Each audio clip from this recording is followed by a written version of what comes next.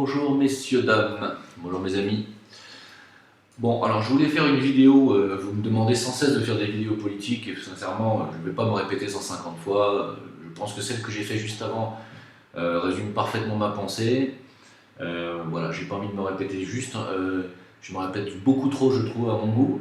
Mais je tenais faire quand même cette vidéo sur monsieur Jacques Attali, qui fait partie des gens qui se sont ralliés, comme vous le savez, à Macron, entre autres, puisque vous avez BHL, Alain Minc, Drey, comment il s'appelle,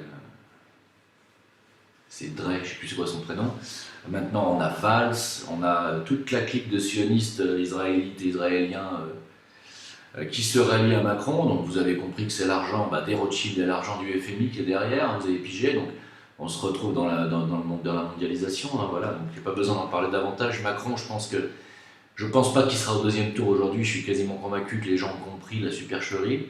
Je pense qu'ils ont compris aussi que le déménagement du Parti Socialiste, et même, j'irais même jusqu'à dire, des plus mauvais du Parti Socialiste qui sont partis chez Macron. Donc les gens ont bien compris la manœuvre, hein, qu'il s'agissait en fait d'un ersatz de François Hollande, hein, ce Emmanuel Macron. Voilà, c'est une création du système adoubée par François Hollande. Et le but de Macron est de continuer la politique de Hollande, c'est-à-dire qui n'est pas une politique, qui est tout simplement de continuer à appliquer le plan mondialiste dont M. Jacques Attali fait l'apologie en permanence. Alors, comme il a quand même fait une citation récemment qui m'a quand même à la fois fait marrer et à la fois fait un petit peu dresser le peu de cheveux qui me reste sur la tête, quand je vous disais qu'on est totalement surveillé par le biais d'Internet et aujourd'hui des smartphones, etc., et que nous sommes censurés et que ça va aller de pire en pire puisqu'on va censurer de plus en plus les gens comme moi, les gens qui ont un discours dissident, voire à la limite du conspirationnisme, etc., etc. En réalité, le conspirationnisme, ça n'existe pas, hein, c'est un mot inventé par ces gens-là pour nous diaboliser, hein, diaboliser les gens qui s'éveillent. Hein. Donc, non, si on vous traite de conspirationniste, n'ayez pas peur, hein, ça veut dire que vous êtes sur la bonne voie. Hein. Donc, cette citation, je vais vous la donner. Je vais même incruster, je pense, les citations et les photos de M. Attali, parce que je trouve que c'est bien, il faut lui faire de la publicité à ce monsieur. Hein, voilà, ce serait vraiment dommage. Alors, celle-là, elle est absolument magnifique. L'Internet représente une menace pour ceux qui savent et décident, donc les Rothschild, les Soros, les puissants. Donc Internet est une menace pour ces gens-là parce que Internet donne accès au savoir autrement que par le cursus hiérarchique. Autrement dit, grâce à Internet, vous pouvez vous informer. Autrement, en passant par l'ENA, par les officines qui non seulement vous endoctrinent et ensuite vous maquent littéralement en vous empêchant de vous émanciper de leur emprise. C'est-à-dire une fois que vous êtes estampillé nouvel ordre mondial, vous ne pouvez plus vous en sortir. Hein. Grâce à Internet, on peut aujourd'hui s'éveiller, avoir accès à la connaissance. Je vous ai dit qu'on était rentré dans une ère exotérique, c'est-à-dire que depuis Alice Bailey, depuis Blavatsky, les maîtres de sagesse de la hiérarchie spirituelle de la planète, alors je sais que ça déplaît à certains, hein. Vous savez que moi je fais un raccord entre la spiritualité et la politique. Hein. Donc je suis même le seul à faire ça, je crois, avec Jovanovic peut-être. Même si lui il parle plus d'économie, enfin bon, peu importe, on n'est pas là pour faire des comparaisons. Donc depuis à peu près un siècle, un peu plus d'un siècle, on a la connaissance qui était à l'époque réservée à des petites écoles de mystère et à des groupuscules ésotériques, des groupuscules occultes. Cette connaissance est aujourd'hui, depuis un siècle, justement à la portée de tous. Hein, elle a été rendue exotérique, les maîtres de sagesse considérant que l'humanité était mentalement prête à passer à autre chose. Donc grâce à Internet notamment, vous avez la possibilité d'apprendre tout simplement avec un clic tout ce que vous auriez pu savoir il y a 2 siècles en rentrant par exemple dans la franc-maçonnerie ou chez les Rose-Croix ou dans toutes les écoles occultes de connaissances qui existent depuis des siècles, voire des millénaires pour certaines. Donc ça dérange évidemment l'establishment qui se croyait jusque-là privilégié de ces connaissances. Et donc ça représente, comme dit M. Attali sur cette citation, une menace pour ceux qui ont toujours été des francs-maçons de très très haut degré et qui se servent de cette connaissance pour maintenir les gueux, maintenir les petites gens que vous êtes pour eux. Hein. Ça va, ils vous ont maintenu en esclavage grâce à la connaissance, grâce à tout ce qu'ils ont pu drainer et apprendre dans leurs écoles ésotériques. Maintenant, c'est rendu public à tout le monde et ça les dérange. Parce qu'il n'y a plus besoin de passer par, comme dit M. Attali, le cursus hiérarchique. Voilà. Donc, pour eux, c'est un danger parce que nous allons devenir leurs égaux en connaissance. Et nous allons surtout en faire un autre usage. N'oubliez pas que la franc-maçonnerie n'est ni bonne ni mauvaise, la Rose-Croix n'est ni bonne ni mauvaise. Il n'y a aucune connaissance qui est bonne ou mauvaise. C'est l'utilisation qu'on en fait. C'est l'intention qui détermine si la connaissance est bonne ou mauvaise. C'est tout. Les rituels de magie sont les mêmes pour la magie noire et la magie blanche, c'est l'intention qui compte. Si vous faites de la magie noire, vous allez être dans la destruction et l'égoïsme. Si vous êtes dans la magie blanche, vous allez avoir une intention d'altruisme et d'amour universel et de compassion. C'est idem en ce qui concerne la science et les découvertes scientifiques. Si on prend le nucléaire, on peut s'en servir pour chauffer tout un pays, donner de l'énergie à tout un pays, et si on est dans le négatif, on va s'en servir pour fabriquer des armes et des bombes et détruire des pays. Il n'y a pas, la connaissance n'est ni noire ni blanche, elle est tout simplement, elle est. Donc ça dérange cet establishment, parce que cette connaissance était partagée par les puissants de ce monde, c'est-à-dire ceux qui, entre parenthèses, sont aussi des puissants financiers, hein, parce qu'ils ont compris, parce qu'ils sont intelligents, que en utilisant la monnaie, l'argent et donc automatiquement la magouille, puisque si vous vous intéressez à comment fonctionne le système monétaire et notamment la dette, vous comprendrez à quel point ces gens-là sont des véritables sangsues, des parasites et des vampires de tout ce que vous leur donnez chaque jour en taxes, en impôts, etc. Ce sont des parasites. Ils vous volent et vous pillent tout ce que vous avez parce qu'ils ont compris comment fonctionne le système monétaire, tout simplement, ce que vous ne comprenez pas. Et d'ailleurs, moi non plus, j'y comprends absolument que dalle, mais je m'y suis un petit peu intéressé quand même, et j'ai pigé qu'avec ce système d'endettement, ces gens-là se font des milliards chaque jour, hein, sur votre peau et sur la peau de toutes les nations du monde, et s'enrichissent en ne faisant strictement rien. Et quand on devient richissime à ce point-là, on parle de milliards, hein, milliards de dollars et d'euros. Quand on s'enrichit à un certain point, on a le pouvoir décisionnel, on achète les grandes entreprises, on achète la pharmacie, on achète l'armement, on achète les politiques, on achète la santé, on achète les juges, on achète les avocats et on achète l'information, les médias, les télés, bref, on achète tout. Et c'est exactement ce qu'ils font. Ils ont acheté nos télés, ils ont acheté BFM TV, ils ont acheté maintenant Euronews, elle a été achetée aussi, par ces gens-là. Hein.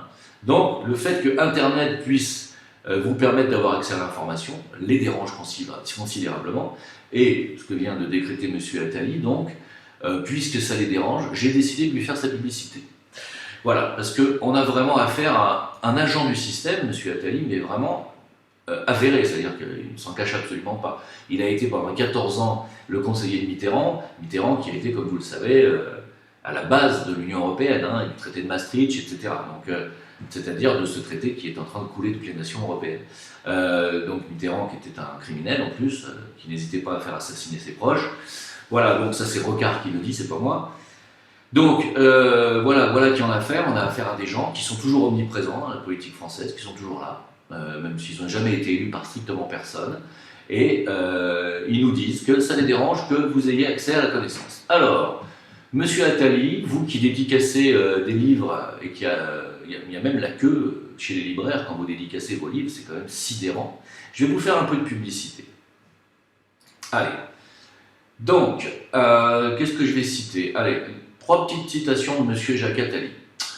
Alors, donc pour le nouvel ordre mondial, parce que Monsieur Jacques Attali est un fervent défenseur du nouvel ordre mondial, pour lui il faut un gouvernement mondial Ce qui est très bien, ça prouve qu'il a accès au livre d'Alice Bailey, ça prouve qu'il a accès à la connaissance qui a été révélée, vous le savez. Hein, je vous en ai parlé assez dans mes anciennes vidéos.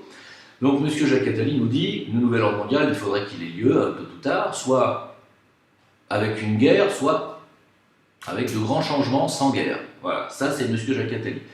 Donc il nous prédit soit une guerre mondiale à très grande ampleur, ce que souhaite Israël, hein, ce que souhaitent les sionistes, ce que souhaitent voilà, les talmudistes. Et voilà ce qu'il nous dit pour le nouvel ordre mondial.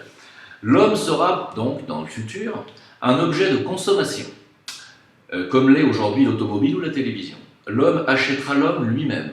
Bon, bah ça a déjà été fait, M. Jacques Attali, ça s'appelait l'esclavagisme. L'esclavage. Voilà, ça c'est la vision du nouvel ordre mondial de M. Jacques Attali et de tous ses amis satanistes. C'est-à-dire un futur où il y aura soi-disant un nouvel ordre donc basé sur l'esclavagisme, vous avez bien pigé. C'est pas du tout la vision du nouvel ordre mondial d'Alice Bailey et des maîtres de sagesse, hein. Je vous en ai déjà parlé. Le nouvel ordre mondial qui doit avoir lieu est un nouvel ordre mondial de fraternité. L'ère du Verseau, c'est absolument pas une ère d'esclavagisme. Voilà, donc on n'est pas... Eux utilisent la connaissance à des fins de contrôle donc satanique. Hein. On est d'accord? C'est clair hein, pour moi. Hein. Deuxième citation de M. Jacques Attali. Oh, celle-là, elle vaut de l'or. Dès qu'il dépasse 60-65 ans, l'homme vit plus longtemps qu'il ne produit. Il coûte cher à la société. Il est bien préférable que la machine humaine s'arrête brutalement plutôt qu'elle ne se détériore progressivement. En clair, si vous avez 60-65 ans et que votre santé se détériore, bah, je pense que ça sera mieux pour vous qu'on fasse une petite picouse. Enfin, c'est ce que dit M. Attali. Alors, troisième, alors, c'est absolument extraordinaire. Troisième citation qui va avec la deuxième. Je suis pour ma part, en tant que socialiste, ça c'est sublime, contre l'allongement de la vie. Voilà.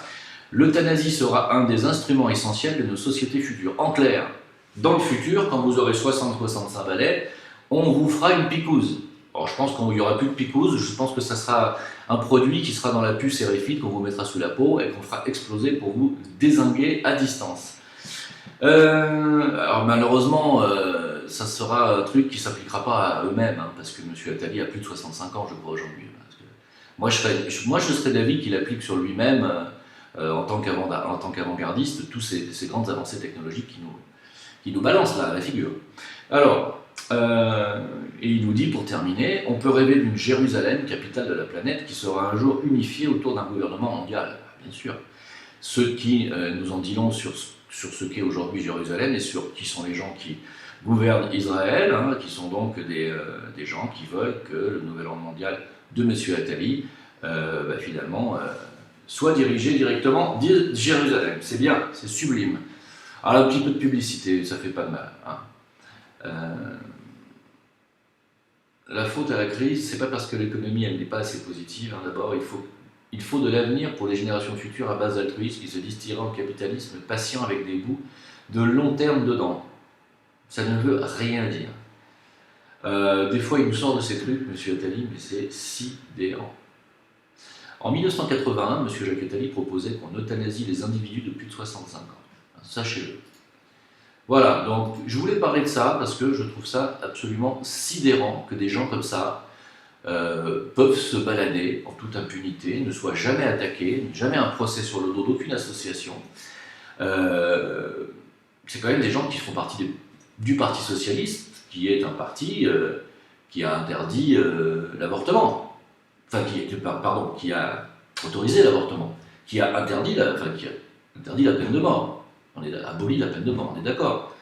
Donc, on a un mec qui veut l'euthanasie des personnes de plus de 65 ans, mais qui est qui est pour l'avortement, et c'est étrange, non?